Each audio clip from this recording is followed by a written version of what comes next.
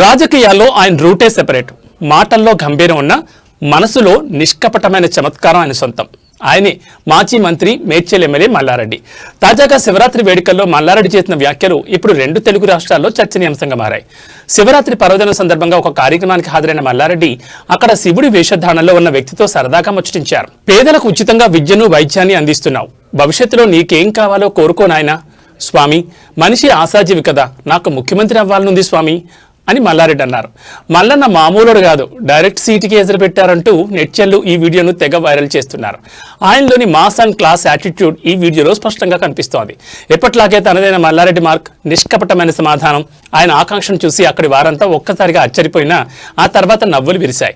ప్రాణం ఉన్నంత వరకు కష్టపడతాం, ఫలితం దేవుడికి వదిలేస్తాం అనే మల్లన్న ఫిలాసఫీ ఇక్కడ మరోసారి బయటపడింది. మొత్తానికి మల్లారెడ్డి తన మనసులో ఉన్న పెద్ద కోరికను శివయ్య సాక్షిగా చెప్పేశారు. మరి మల్లన్న ముఖ్యమంత్రి కాలం నెరవేరుతుందో లేదో చూడాలి. మరి అధ్యాపకులకు ఆధారం అవుతున్నాం, ఆరోగ్య సేవల ద్వారా అనేక కుటుంబాలకు ఆశగా నిలుస్తున్నాం. నీ ప్రయత్నం వ్యక్తిగత కీర్తి కోసం కాదు, దేశ నిర్మాణం కోసం. మల్లారెడ్డి, నీ మార్గం ధర్మ మార్గం. కానీ మల్లారెడ్డి, ఇంత చేశావు, ఇప్పుడు నీ మనసులో ఇంకేమైనా కోరిక ఉందా? పవన్ కళ్యాణ్ మాదిరిగా డిప్యూటీ సీఎం కావాలనుకుంటున్నావా?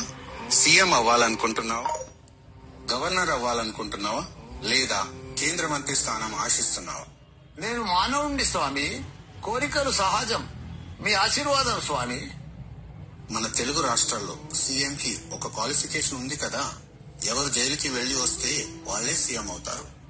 నాకు పదవి ముఖ్యము కాదు స్వామి, ప్రజల ప్రేమ, విద్యార్థుల విజయమే ముఖ్యము.